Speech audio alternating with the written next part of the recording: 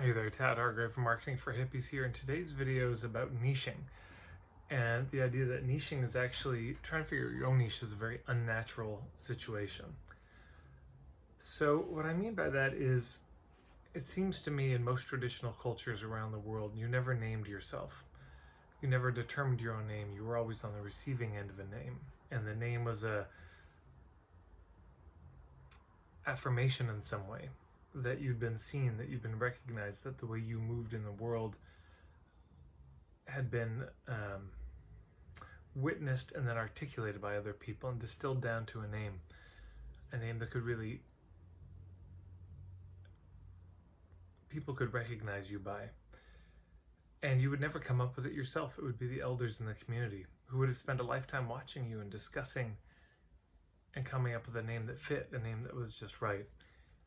And niching in a lot of ways is that. You know, the way I define niche is it's your role in the community. But another way to say it is it's the role in the marketplace you want to be known for in a business context. So it's your role in the community. It's this role that you're known for. That's a very similar thing to what I'm saying with this naming business. A name, I think, traditionally speaking, would ideally capture your role, capture your function. It would speak, I think, more probably to the verb of who you are than the noun. It would say something more about what you tend to do instead of who you are at some essential level. And this is what we're left with in the dominant societies of the world, is trying to figure it out for ourselves. And I think it's a job we're actually not constitutionally built for. I think it's extremely difficult to see our own role. This is often and properly something that would be pointed out by people further along than us, people who'd known us our whole lives.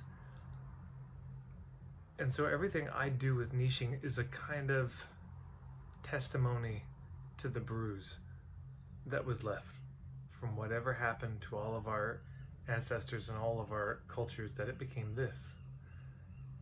It's triage. Everything I do around niching is a kind of compensatory mechanism. It's not the real thing. And there's no, there's no shame in that. I suppose the shame would be not trying in the face of all of this. But it's an impoverished cousin of the real thing. So if you struggle with your niche, yeah, of course. If you struggle with your niche, you can't figure out what the hell your role in the community is. Yeah, it's because you're not supposed to figure it out. You're supposed to be on the receiving end of that news, not the generating end of that news. I mean, it's madness, this idea that we're supposed to figure out our own niche and then announce it to the world and claim it and embrace it and stand in it and all of this, when you would probably be on the receiving end of it. It would be publicly announced by other people, or maybe privately, depending on the circumstance. And then you would spend the next few years getting used to that name with no expectation that that name would maybe feel entirely comfortable for you when you first received it. Even though the name might be a present time affirmation of how you move in the world, my guess is they weren't expecting your self-esteem to catch up to it right away. It might have felt a little too big, a little daunting. And I think that's how it is when people start to think about their niche. It can, when something lands for them, it can feel very daunting, and it's supposed to, I think. So if you struggle with your niche, you're not crazy. You're coping. You're coping with the profound absence of something that you might not even have realized was missing. The struggle of our times, in business, it's not that we can't figure out our niches, it's that we have to. It's that it's left to us, instead of being entrusted to other ones in the community to help us see this and guide us to it and name it for us. That's a better deal. It's a much better deal to be on the receiving end of that notification than on the discovering and refining and articulating. Now, I'm not saying that people didn't have their own role and say in what their role in the community was. Probably so.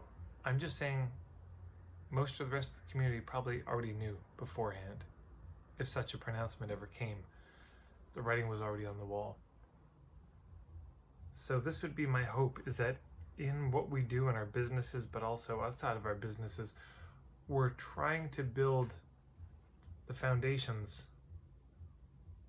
and get the soil ready for the kind of culture, the kind of community, the kind of village life again that could deliver to some young person and then older person and older person a name that might not so much capture them or liberate them, but affirm them. So may it be so. I hope you're doing well out there. Thank you all so much for watching these videos, those of you who are. Thanks for those who've been liking the video, because it does help to get more people to see them. Thanks to everyone who's been sharing the videos up on Facebook, also in Facebook groups that I don't know anything about. If you go to marketingforhippies.com, you can find my website, and there's a lot of free stuff there. And I'm also on Facebook and Instagram pages. You can check those out. So that's all. Thanks so much for today.